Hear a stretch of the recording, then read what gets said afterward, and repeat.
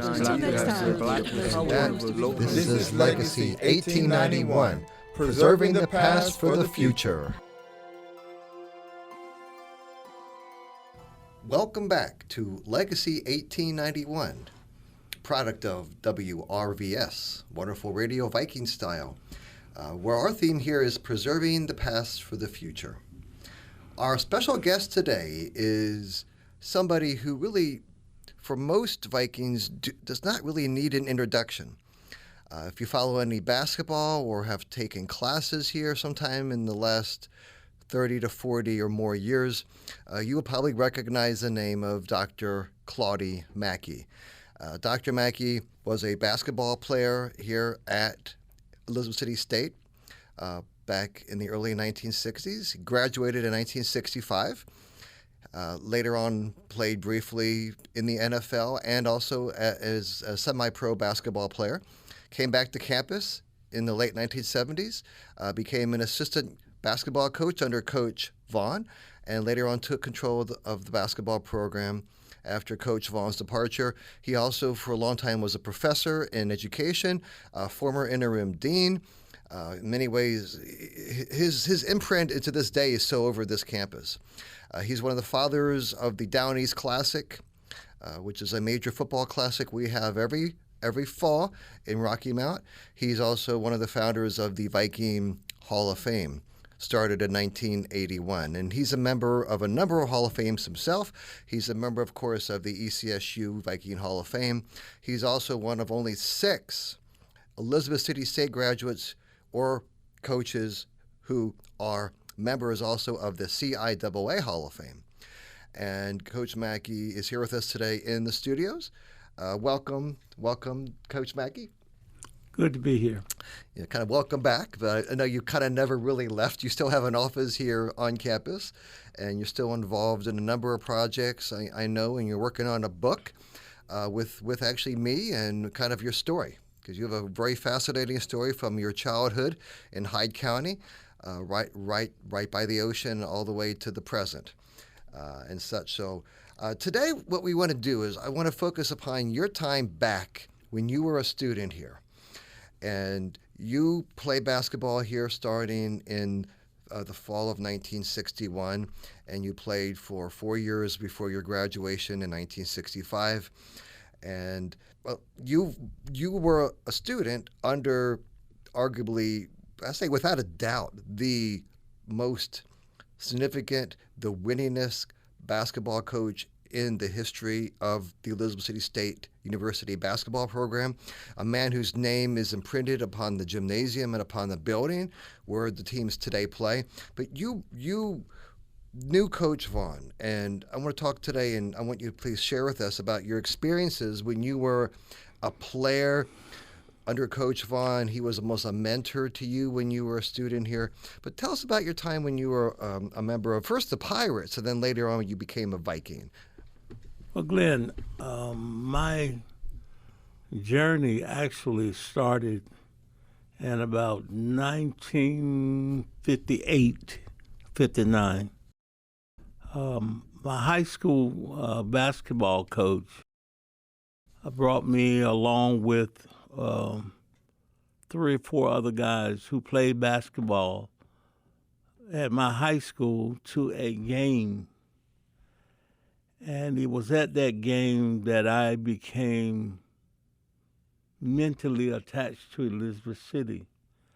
That trip with Mr. Boone erased all of my thoughts about wanting to go someplace else. In 1961, I enrolled at Elizabeth City with the encouragement of Mr. Boone, my coach, who was an Elizabeth City graduate. And it was a challenge for me because my high school during that time was part of the segregated onset in North Carolina. And having been at that segregated school, I came from a situation where there was no gymnasium. We basically had a building with walls but none of the extras that goes along with what school should be. And so the challenge for me to come to college and try to make a basketball team, not having played on a hardwood floor, because the basketball I played was outside on a dirt court.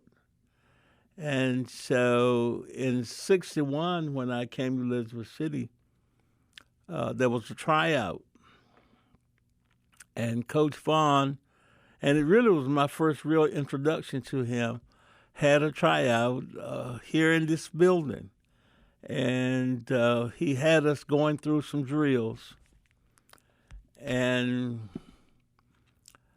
I almost touched the top of the backboard. And it caught the attention of the players on the team. And so much so, they had Coach Vaughan to come back and have me do it again. And so my first steps to basketball in Elizabeth City started that way. There were no film. There were, was not much for him to gather information about me.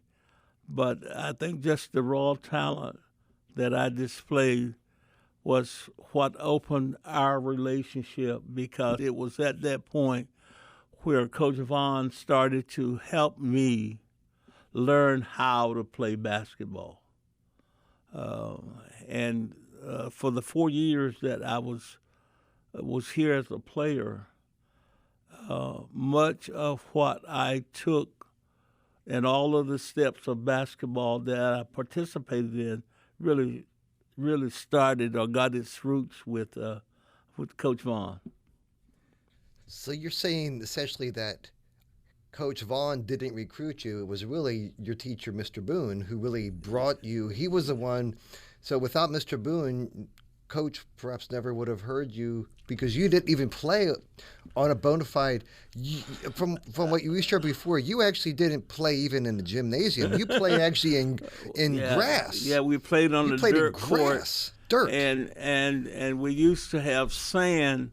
We would get loads of sand that we would put around the edge of the court. So if there was a hole in the court, we would take some sand and pack it in. And that's how we played. And it was a challenge, but I found that once I got here to school at the university, there were some other kids who had similar challenges, but not quite as severe as mine. But I think with Coach Vaughan, he was looking for folk who had demonstrated some level of talent, and he was at a point where he wanted to take that and work with it. And because I think if you look at Coach Vaughan's history, he never had a lot of super players who came to him.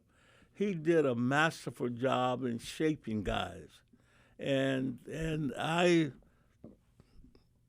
attribute all of the success that I've had to basketball. Doors open, and thankful to Mr. Boone for bringing me here. But it was Coach Vaughan that kind of got me on my way. I've heard before about how Coach Vaughan was able to develop players because he had a background in kinesiology. He understood how the body worked, and he was a master at taking what he had, because even at that time, this was a fairly small institution.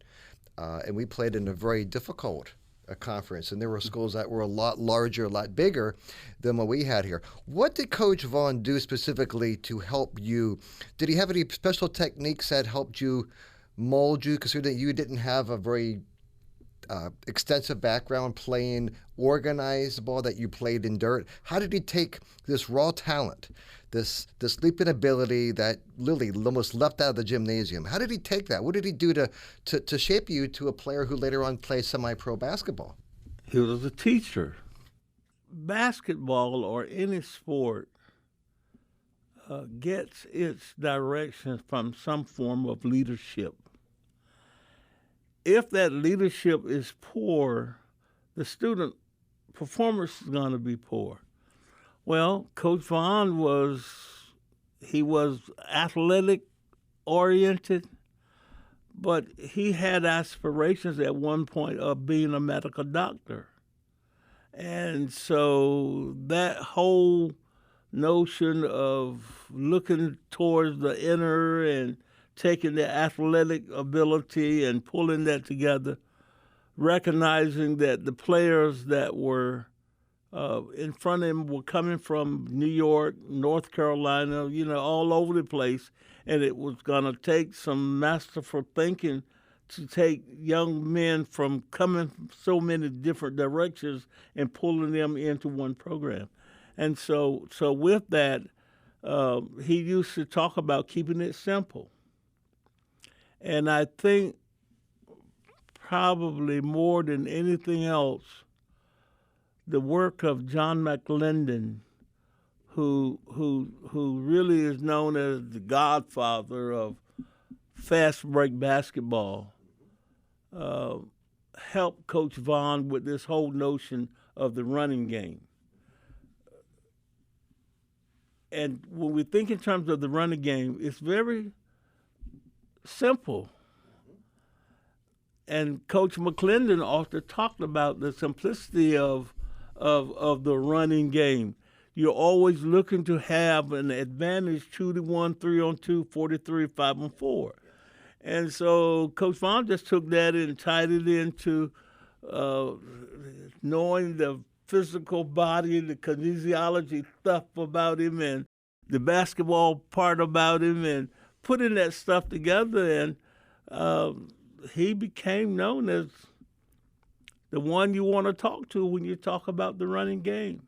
And so what I learned here at the university, I put it into what I did up in New York. And when I came back to Elizabeth City, I had added some more stuff to what he had, and so was born what we call the Mac Attack.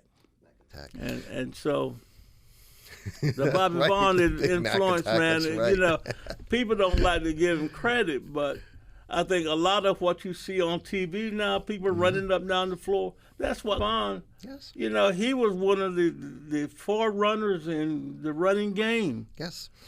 Absolutely. I used to have joy sitting on the bench with him, and if the guys hold the ball over 20 seconds, it would upset him. And so I, my relationship with Coach Vaughan goes way back. But didn't they actually change the game? They used to not have a shot clock. If you saw games from the 50s or so on, it was slow, it was plodding.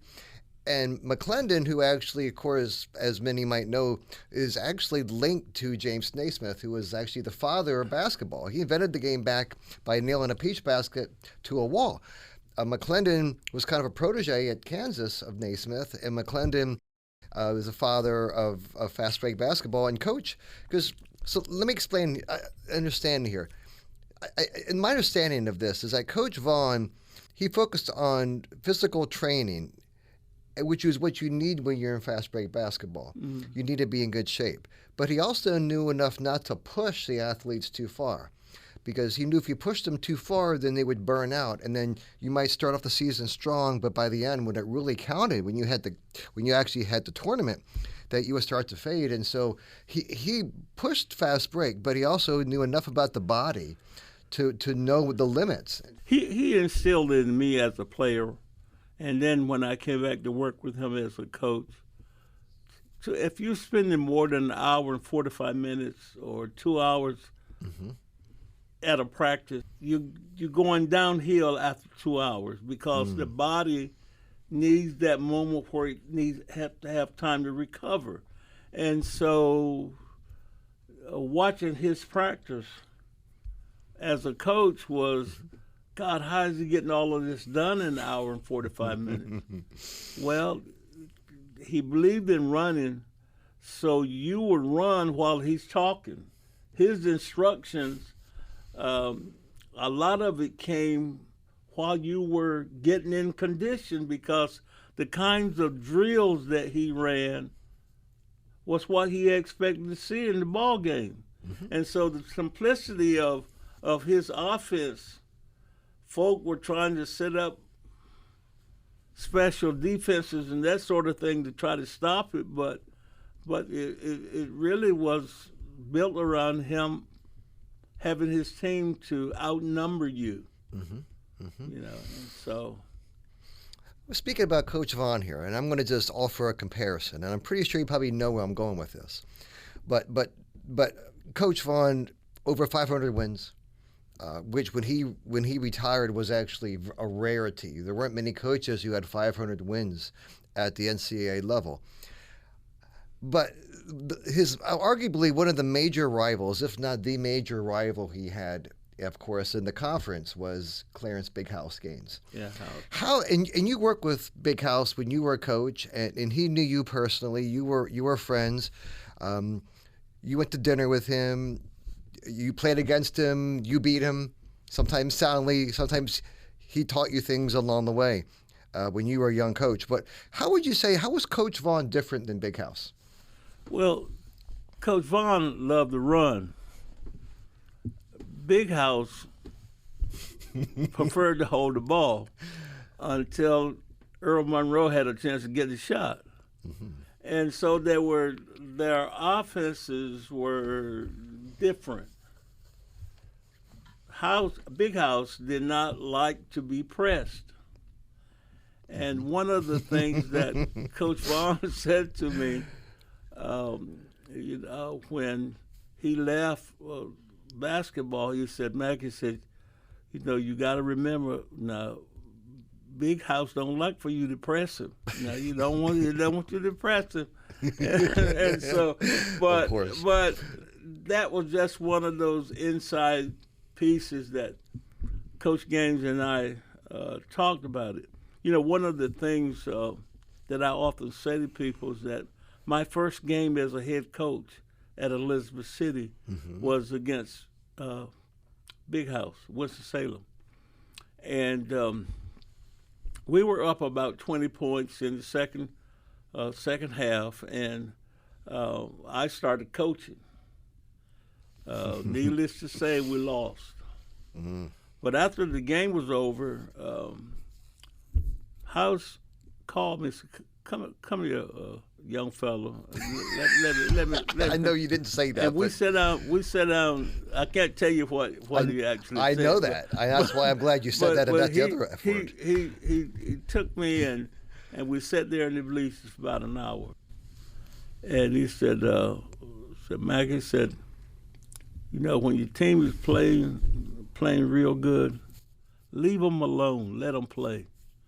And I listened to that conversation along with lots of other things over the years. As a matter of fact, I still have a picture of Coach Gaines in my office where I still talk to him mentally with some of the things that he said I should or shouldn't be doing, even today. But I guess on the part of that, Big House's last game was played against me. I know, yeah. We were in the CIAA tournament, and it was publicly known that this was Big House's last game. Yes. We had him down by about 45 points. And Coach Kelly said to me, because I was trying to substitute and put some other players in, he said, Mackey, don't you trust House? You win the ball game before you do this. And so after the game was over, I was asked why did we beat House so bad in this last game.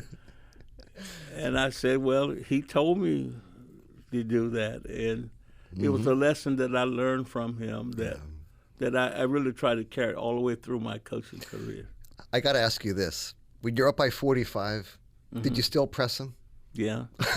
You still pressed him up 45? Well, wow. See, I hated that. When I played, I remember we played it. This was back when I was like in ninth grade, and I didn't play because I was ninth grade. And some team was beating us by 30 in the first half. We weren't very good. And they were still pressing. I thought, come on, let us get the ball down the court so we can at least get a shot off. I mean, but you listened to Big House, and he told you to press. So he told you got to win the game. The thinking behind that was, it was the way they had been taught. Yes. See, Coach Vaughan believed that you show them once and have them do it 1,000,000 times. Mm-hmm. Well, if this is what you have practiced and this is what you have done, why do you now get to a game situation and do something different? Mm-hmm. Exactly. And so it's hard to see it sometimes, but that was just a part of my experience with House. That it's a funny thing. House and I would always get together at the Final Four. Mm-hmm. And his last Final Four, we were in Indianapolis. We went to the All-Star game. And House and I got some comfort cheers up on the mezzanine. Ooh. And we were sitting, eating hot dogs and eating popcorn. Of course. And for some reason, both of us went to sleep during the game. And my wife, I didn't hear this before. My wife came up and she took pictures of us, sleep. And those were the last known pictures that Big House took. Wow. And had taken of him, public setting like that. Wow. But I had special feelings for both of those gentlemen because it was their footprints that much of my steps, or many of my steps, have come from what I got from them. Yes. Well, Coach, one question I want to ask you, one more question today for today's podcast. As many might know, that one of the biggest stars that Coach Gaines had was, of course, Earl the Pearl Monroe, future NBA Hall of Famer. Hypothetically, if Coach Vaughan had gotten a hold of Earl the Pearl and was his coach instead of Big House, how do you think that would have affected Monroe's career? Do you think Coach Vaughan would have been able to shape Pearl into a better player than he was, even though he was a legendary player on his own, as we all know? What are your thoughts, Coach? Well, Pearl was a player, and I think he would have fitted into what Coach Vaughan does because Pearl loved to shoot. Mm-hmm. And Coach Vaughan loved to shoot.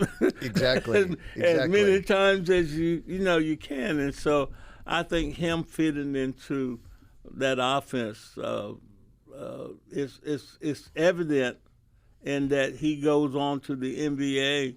He plays the NBA game, and the NBA game is getting up and down the floor. Mm-hmm. So if he is able to excel at the pro level, needless to say, he would have been great in our system. Mm-hmm. I would tend to agree based upon my limited knowledge of this. But we had a player that you played with who was actually on the team when you were a freshman.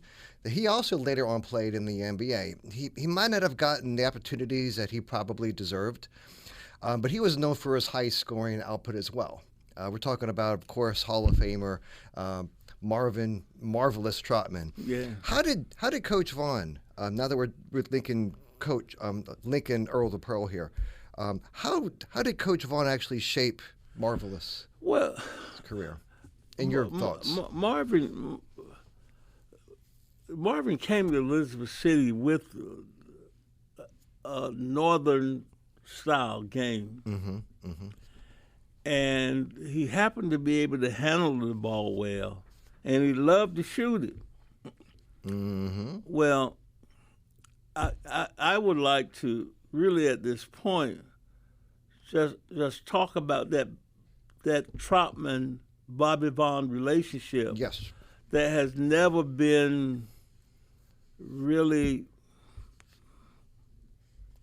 crystallized the way I see it. We talk about the four corners, that Dean Smith ran at Carolina. Mm-hmm. And that Four Corners came about in the late 60s, early 70s. But if you could go back and find film from the early 60s, you would see that Coach Vaughan ran something called Too Wide. Too wide. Too wide. Okay. He would take the forward and the center and put them in the corner. He would take what we now call the 3 and the 2 and put them in the corner and give Marvin the ball in the middle. We ran something we called Too Wide in the early 60s.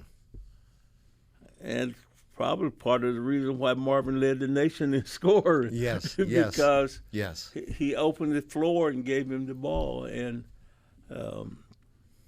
that piece of history sort of gets lost because we often talk about Dean Smith in the Four Corners, but actually Dean got that from John McGlendon, who won a national championship with everybody being less than 6 feet. He won a championship. And